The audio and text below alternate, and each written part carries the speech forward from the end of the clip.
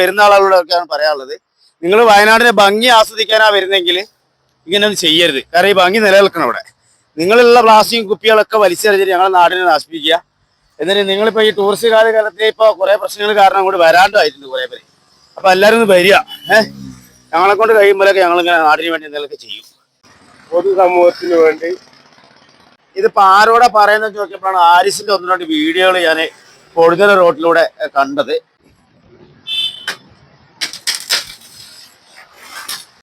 ഇനി വല്ല കാട്ടിലേക്ക് ഒരു കുപ്പിച്ചിലേക്ക് കയറുള്ളൂ, വണ്ടി അടിച്ചാവൂല.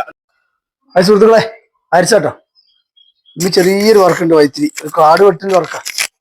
അപ്പൊ ഇന്ന് എല്ലാവർക്കും നബിദിനം ഓണാശംസകൾ നേർന്നുകൊണ്ട് നമുക്ക് ആ വർക്കിലേക്ക് പോവാം. ഓക്കെ സുഹൃത്തുക്കളെ, എനിക്ക് കട്ടക്ക് നിൽക്കാൻ പറ്റിയൊരു സുഹൃത്തിനെ കിട്ടിയിട്ടുണ്ട് കേട്ടോ. അങ്ങനെ വീഡിയോ ഒക്കെ കണ്ട് പരിചയപ്പെട്ട് അങ്ങനെ നമ്പറൊക്കെ തന്ന് പരിചയപ്പെട്ടാണ്. നമുക്ക് അഗേഷ് എന്ന് പറഞ്ഞൊരു സുഹൃത്തിനെ കിട്ടിയിട്ടുണ്ട്. നമ്മളെ നാട്ടുകാരൻ തന്നെയാണ്, പക്ഷെ ഫേസ്ബുക്കിലൊക്കെ നമ്പർ കൊടുത്തിട്ടാണ് വിളിച്ച് പരിചയപ്പെട്ടത്. ആ മൂപ്പർക്ക് ചെറിയ കാര്യം പറയാണ്ട്, എന്താണ് നമുക്ക് നോക്കാം. അപ്പൊ വേറൊന്നല്ല, നമ്മളെ ഈ പകൽ വീടിന്റെ ഓപ്പോസിറ്റുള്ള ബസ് സ്റ്റാൻഡിന്റെ മുമ്പിലുള്ള ഒരു കാട്, അതായത് പഴയ പോലീസ് സ്റ്റേഷന്റെ ഭാഗത്തുള്ള കാടാണ് വൈത്തിരി, പുതിയ വൈത്തിരിയില്. അപ്പൊ സംഭവം എന്ന് വെച്ചാൽ ഇതിൽ നടന്നു പോകാൻ പോലും പറ്റാത്തൊരവസ്ഥ. അപ്പൊ എനിക്ക് തന്നെ ഒന്ന് രണ്ട് പ്രാവശ്യമായിട്ട് ആ ഭാഗം നമ്മൾ ആരും പരാതി പറയാനൊന്നുമല്ല, നമ്മളത് ചെയ്യാൻ തീരുമാനിച്ചു. കാരണം വെച്ചാല് ഒന്ന് നടന്നു പോകാനുള്ളത് ചില ആൾക്കാരുടെ ഒക്കെ അവരുടെ ഭാഗ്യം കൊണ്ടായിരിക്കും കഴിച്ചിലായി പോകുന്നത്. അവിടെ വണ്ടി കൊണ്ട് അവിടെ പാർക്ക് ചെയ്തിരിക്കുകയാണ്, രണ്ട് വണ്ടികൾ അവിടെ കിടക്കുകയാണ്. ഇതിപ്പോ ആരോടെ പറയുന്നത് നോക്കിയപ്പോഴാണ് ആരിസിന്റെ ഒന്ന് രണ്ട് വീഡിയോകൾ ഞാൻ പൊഴുതന റോട്ടിലൂടെ കണ്ടത്. അപ്പൊ അങ്ങനെ ആരിസുമായി ബന്ധപ്പെട്ടു. അപ്പൊ പറഞ്ഞു നമുക്ക് ഓണത്തിന് അന്നേരം ചെയ്യാം, വേറെ തിരക്കുകളൊന്നുമില്ല, നമ്മൾ അന്ന് ചെയ്യാന്ന് തീരുമാനമായി. നിങ്ങൾ നല്ല മനസ്സിന്റെ ഉടമ ആയതുകൊണ്ടാണ് എന്നോട് ഇത് ഓർമ്മപ്പെടുത്തിയത്. ഇതിൽ ഇഷ്ടംപോലെ 100 കണക്കിന് ആൾക്കാർ പോണല്ലേ. അപ്പൊ ആ ഒരു സംഭവം അവിടെ നമുക്ക് എന്താക്കണം, നോക്കി വെള്ള വരമ്പലാണ് 15 മിനിറ്റ് പരിപാടിയുള്ളത്. എത്ര മീറ്റർ ഉണ്ട് അറിയപ്പത്? ഒരു 10-25-30 മീറ്റർ ബസ് സ്റ്റോപ്പ് വരെ ഉണ്ട്. നടന്നു വളരെ വഴിയില്ല ഇതിൽ. അപ്പൊ ഇന്ന് വെള്ളിയാഴ്ച ആയതുകൊണ്ട് പള്ളി പോകുമ്പോൾ തീർക്കണം. 11:30 മണിയായി. ഓക്കെ, അപ്പൊ നമുക്ക് സ്റ്റാർട്ട് ചെയ്യാം.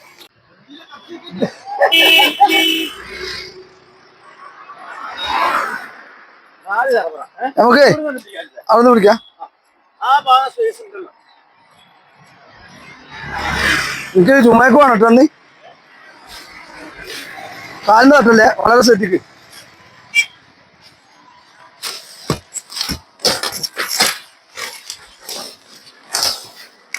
കൈയും കാലൊക്കെ ശ്രദ്ധിക്കട്ടോ. സുഹൃത്തുക്കളെ, നമുക്ക് പ്രത്യേകിച്ച് ആൾക്കാർക്ക് നടന്നു പോകാനുള്ള വഴിയായിട്ട് നമ്മൾ ഉണ്ടാക്കണേ, അല്ലാതെ മൊത്തത്തിൽ കാട് വെട്ടാൻ നമ്മളെ കൊണ്ട് കഴിയൂല. അവിടെയൊക്കെ വണ്ടികൾ കൊടുത്ത് പാർക്ക് ചെയ്തിരുന്നു വെള്ള വരിയിൽ. ഇതൊരു നോ പാർക്കിങ്, പോലീസുകാർ ഒന്ന് ശ്രദ്ധിച്ചിട്ട് നോ പാർക്കിങ്ങിന്റെ ബോർഡ് വെക്കുകയാണെങ്കിൽ വളരെ നന്നാവും അല്ലേ.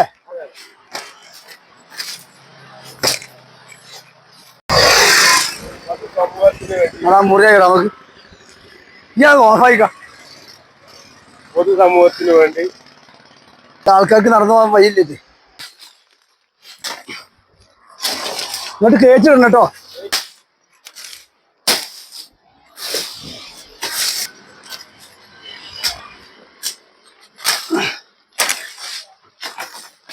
സുഹൃത്തുക്കളെ, ഇപ്പൊ തന്നെ കണ്ടില്ല ആൾക്കാർ നടന്നു പോണ്. ആ വെള്ള വരുമ്പോ കൂടെ നടന്നു പോണേ കണ്ടോ. ആർച്ച അട്ടിയുണ്ട് ഇവിടെ. അപ്പൊ ആ കുട്ടികളൊക്കെ നടന്നു പോകണം. ആ വണ്ടി അവിടെ നിർത്തിയിട്ടുള്ള ശല്യം. അപ്പൊ ഇതിവിടെ നമ്മളാൽ കഴിയുന്ന സഹായങ്ങൾ ചെയ്തു കഴിഞ്ഞാൽ വയനാട് വൈത്തിരി പോലീസ് സ്റ്റേഷന്റെ നേരെ മുന്നിലാണ് ഇപ്പൊ ഈ കാടുള്ളത്.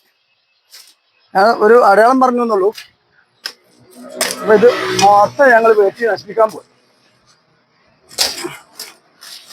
പഞ്ചായത്തിലൊക്കെ ആളുകളോടൊന്നും നമ്മളൊന്നും ഒരു പരാതി ഇല്ല കേട്ടോ. അങ്ങനെ ഒന്നും ആരും ഉദ്ദേശിക്കരുത്. നമ്മളിത് നടന്നു പോകുന്ന അവസ്ഥ കണ്ടപ്പോഴാണ്. അപ്പോൾ ഇത് പറ്റിയ ഒരാൾ ആരാ നോക്കിയപ്പോൾ ആരിസിനോട് സംസാരിച്ചു, വേഗം ഇടപെടാന്ന് പറഞ്ഞു. അതിനോട് ആരെയും കുറ്റം കുറച്ചിട്ടൊന്നുമില്ല. എല്ലാ കാര്യങ്ങളൊന്നും എല്ലാവർക്കും ശ്രദ്ധിക്കാൻ കഴിയില്ല. ഇതിനൊക്കെ അതിൻ്റെതായ നിയമവശങ്ങളൊക്കെ ഉണ്ടാവുമായിരിക്കും. അതുകൊണ്ട് ആരും ഒന്നും പറയുന്നില്ല. നമ്മൾക്ക് ചെയ്യാൻ തോന്നി അത് ചെയ്തു, അത്രേ ഉള്ളൂ.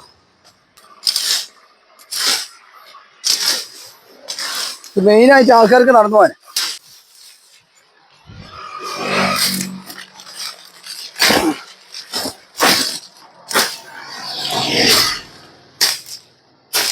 മക്കളെ അത് കണ്ടില്ലേ, ഇവിടെ ഒരു 1.5 മീറ്ററോളം സ്ഥലമുണ്ട്. അവിടുന്ന് മണ്ണിടിഞ്ഞ് കിടക്കുകയാണ്. പക്ഷെ എന്നാലും 1.5 മീറ്ററോളം സ്ഥലമുണ്ട് ആൾക്കാർക്ക് നടന്നു പോകാനും. ഇവർ ബൈക്കേര് വരികയാണെങ്കിൽ തന്നെ ഒരാൾ നടന്നു പോകാണെങ്കിലും.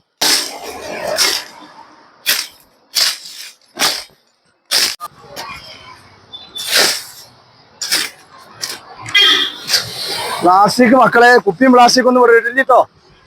വണ്ടി പോകുമ്പോ ഇങ്ങക്കണ്ട് എറിഞ്ഞാ മതി. ഈ കൊടി ഏതായാലും നമ്മളൊന്നും ചെയ്തിട്ടില്ല. അതാ ഈ കൊടി ഇവിടെ ഉണ്ട്. കൊടിമരം എന്നുള്ള നിലക്ക് അതവിടെ വൃത്തിയായി വെച്ചിട്ടുണ്ട്. പ്ലാസ്റ്റിക് ഒന്നും ആരും ഇവിടെ കൊടുത്തിട്ടില്ലോ. നിങ്ങൾ വയനാട് ജില്ല നിങ്ങൾ നശിപ്പിക്കരുത്. ഭക്ഷണം കാര്യങ്ങളൊക്കെ കഴിച്ചിട്ട് നിങ്ങൾ വീട്ടിലേക്ക് തന്നെ കൊണ്ടുപോയിട്ട് അതില്ല വണ്ടി വരുവേ നോക്കണം. വെട്ടിക്കോ.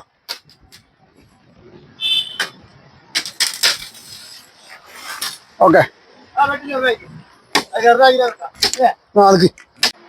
മക്കളെ ആകെ ക്ഷീണിച്ചിട്ടോ. ഞാനും അകേഷിൻ്റെ ഒരു ചായ വെള്ളം എന്തേ വാങ്ങിക്കോട്ടെ. അപ്പൊ എന്താ അറിയോ, ഇതേമാതിരി നമ്മളെ നാട്ടിൽ കാണുന്ന അപകട രീതിയിലുള്ള ഇത് കണ്ടില്ലേ, ഇതൊക്കെ ഇവിടെ ഇട്ട് പോയിക്കാണ്. അപകട രീതിയിലുള്ള കാട്, അതേമാതിരി വെള്ളക്കെട്ട്, ഇതൊക്കെ ക്ലീൻ ചെയ്യാന്നുള്ള ഉദ്ദേശം മാത്രമേ ഉള്ളൂ.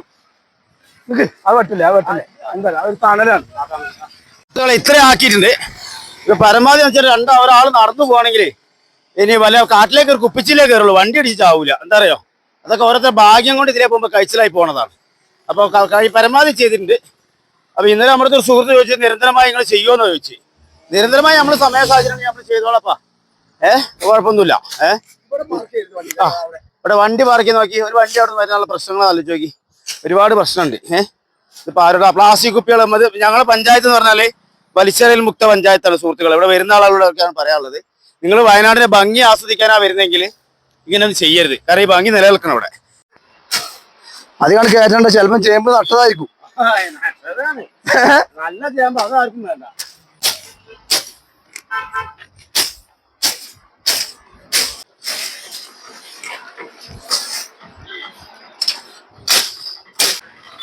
ഏതായാലും ഈ മണ്ടക്കത്തിയിട്ട് ഈ കോലത്തിലാക്കിട്ടോ. നല്ല സൂപ്പർ വർക്കാണ് ഏതായാലും അജേഷിന്റെ. അജേഷേ അവിടെ വർക്ക് സൂപ്പർ വർക്കല്ലേ.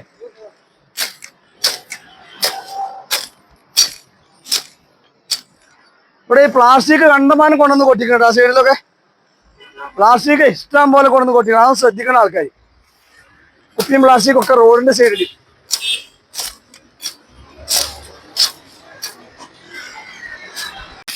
മക്കളെ ഏതായാലും ഒരു സന്തോഷമായിട്ടോ. ഇനി ആരും കരുതണ്ട ഫേസ്ബുക്കിൽ നിന്ന് അവർക്ക് നല്ല പൈസ ഇട്ടുണ്ട് അതുകൊണ്ട് പണിക്ക് പോകാതെയായിരുന്നു. ഞാൻ അതാ ഇന്ന് വെള്ളിയാഴ്ച ഓണത്തിൻ്റെ അന്ന് ഇന്ന് ഉച്ച വരെ അവിടെ വർക്ക് ചെയ്തിട്ട്, ഉച്ച വരെ അല്ല 11 മണി വരെ വർക്ക് ചെയ്തിട്ട് ഈ അജീഷ് വിളിച്ചപ്പോൾ ഞാൻ പോകുന്നതാണ്. അവിടെ പണി ടൈമിനാണ് ഇപ്പോൾ പോകുന്നത്. ഇനി പള്ളി കഴിഞ്ഞിട്ട് വർക്കിന് തന്നെ പോകണം.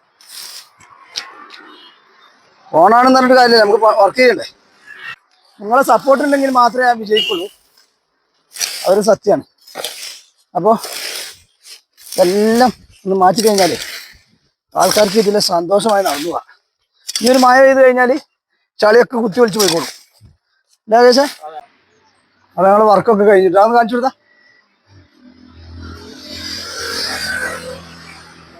എല്ലാം ഫിനിഷ് ആയിട്ടുണ്ട്. ഞങ്ങൾ കുഴങ്ങിയിട്ട് ഒരു തുള്ളി വെള്ളം കുടിച്ചിട്ട് വരട്ടെ.